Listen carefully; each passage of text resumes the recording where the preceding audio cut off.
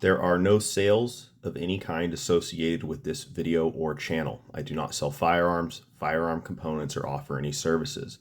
I'm not encouraging or advising anyone to build or modify firearms. This is for entertainment and educational purposes only.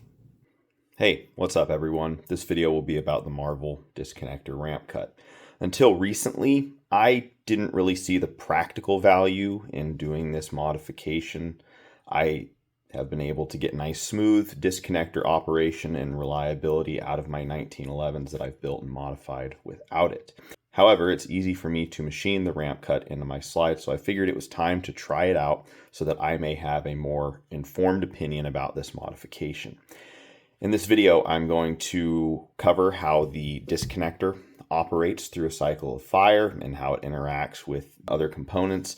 I'll share what I believe this modification was originally meant to accomplish. I will explain what preparation and modifications to the disconnector and other components I think should be done to complement the ramp cut. I will present my interpretation of the design. I'll show the machining process, and I'll share the drawing I have made in the exact dimensions that I cut my ramp to. Lastly, I'll give my opinion on the modification and what benefits I believe it provides, especially as it relates to the pistols that I build. It's going to be a fun one. Let's get into it. I will post a link in the description to my video explaining how the 1911 ignition system works. I'd recommend you check that out as well, but let's focus on the disconnector here. The disconnector, disconnects the trigger bow from the sear. It also provides the out-of-battery safety function. When the slide is in battery, the pocket in the disconnector rail is over the tip of the disconnector, allowing it to move upwards. The paddle on the bottom side of the disconnector, you can see it moving right there, is in between the trigger bow and the sear, connecting the two, allowing the trigger bow to pivot the sear, drop the hammer, and fire the round. When the slide travels rearward and it recocks the hammer, the disconnector is forced down out of the pocket in the disconnector rail of the slide. This pushes the paddle down below the sear legs and disconnects the sear from the trigger bow, allowing the sear to pivot and catch the hammer hooks as the hammer is recocked by the slide moving over the top of it. The left leaf of the sear spring is what is forcing the sear into engagement with the hammer hooks. As the slide comes back forward, after it has ejected a spent case and picks up a new round from the magazine, the disconnector stays in the disconnected position. The bottom corner of the breech face contacts it, but there's little resistance because it's almost all the way down. When you let your finger off the trigger, the disconnector paddle can come forward and it pops up in front of the sear legs. This is now in the connected position and the trigger has reset. However, when you first load the pistol and either use the slide stop or pull the slide back and release it to chamber the first round, your finger is off the trigger, meaning the disconnector is in the fully up position as you see here. When the slide comes forward, it encounters more resistance as it hits the disconnector in this position. Another thing that affects this is the adjustment of the middle leaf of the sear spring. This is the only thing pushing the disconnector up and pushing the trigger bow forward via the disconnector paddle. More force from the middle leaf, resulting in a heavier trigger take up, break weight, and more positive reset, also pushes the disconnector up with more force, meaning the slide has a harder time pushing it down. And of course, friction between any of these interacting components affects the resistance the slide encounters as it comes forward as well. I'm not a 1911 history buff. I'm sure some of you watching will know more context around the development of this modification. If so, please share in the comments. I will briefly share my understanding of why this was developed by legendary 1911 pistol smith Bob Marvel. I'll put some links in the description to forum posts that I think had good information as I was doing my research. To my knowledge, the disconnector ramp cut was implemented to increase first round accuracy for bullseye shooting and other accuracy-oriented pistol competitions. We discussed that when the first round of the magazine is chambered, the slide comes forward and encounters the disconnector in its up position. On subsequent rounds, the slide comes forward and encounters it in the down position. My understanding is that the difference in resistance the slide encounters as it comes forward between the first round and subsequent rounds is enough to affect first round accuracy. I think this is because the difference in velocity of the slide as it comes back into battery can result in slightly different positioning of the slide, barrel, and cartridge in the chamber. This gives the bullet a slightly different starting point when it's ignited, and that multiplies over greater distance to the target, pulling that first shot away from the rest of the group. If you have a really tight fit barrel and slide, I really think the difference is going to come down to the cartridge getting jostled in the chamber like a little bit different each time. But the situation could also be that if you have that hard fit barrel that has a really tight lockup, slightly less slide velocity might not push it all the way forward to the same spot. This is one of those little things that by itself probably won't make a pistol more accurate if the other systems and interactions aren't squared away, but combine this with a hard fit barrel, tight slide to frame fit, tight chamber, immaculate bore and rifling, consistent ammo, etc., and you got yourself a really accurate pistol. The recoil spring force also dictates how easily the slide can push through the disconnector resistance. So this modification may also be helpful for loading function and reliability with very light recoil springs. There are other things that can be done to smooth up disconnector action and reduce the force needed to push it down. These are all things I do. I did them before I did ramp cuts, and I believe that if you're going to do the ramp cut, you should do these things also. I profile and polish the disconnector tip. I polish where it interacts with the trigger bow and sear spring. I polish around the circumference of the head where it interacts with the hole in the frame, and I smooth up this hole in the frame as well. I put a radius on this corner right here rather than a chamfer, and I polish it where this middle tang of the leaf spring contacts the back of the disconnector. I make sure I polish the back of the trigger bow right here. Adjustment of the middle leaf spring for less take-up weight and less upward force on the disconnector helps as well. However, this will be dependent on the desired trigger weight and action in the pistol. I polish the disconnector rail. I break and polish the leading edge coming out of the pocket. Usually slides have a chamfer here, and I file it into a radius and polish it. This isn't necessary if you do the ramp cut, but I still do like to break the edges on the chamfer here.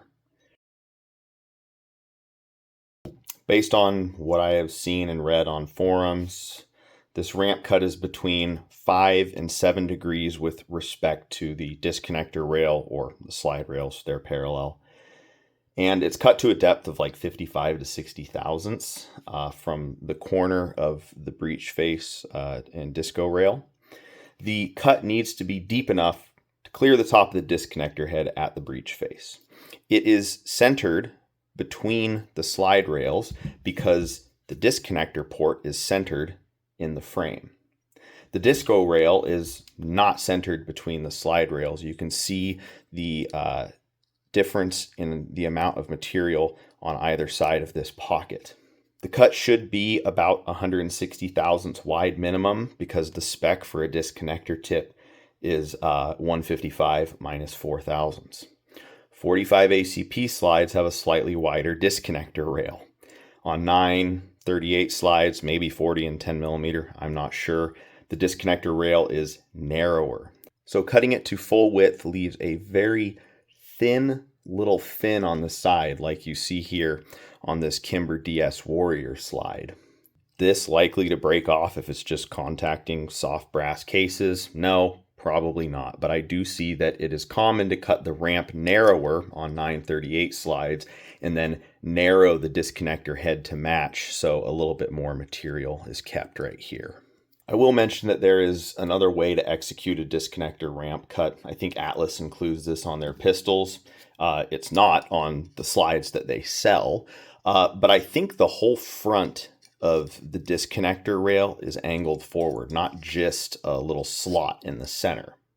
Now, I don't know that angle or, how far it comes up the breech face.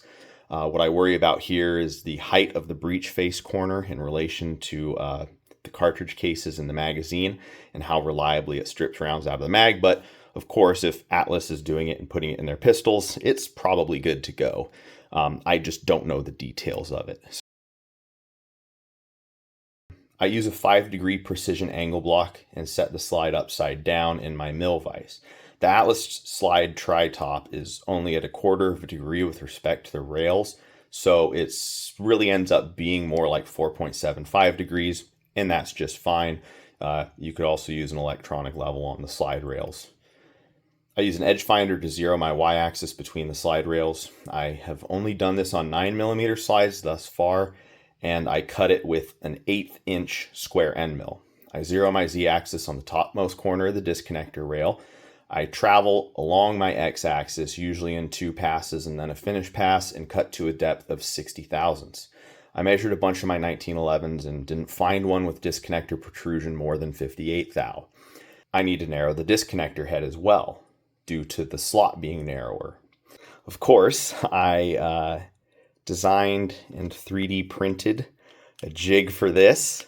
You guys know how I love to do that. There might be a way you can get the step file for this jig, if you want it or something.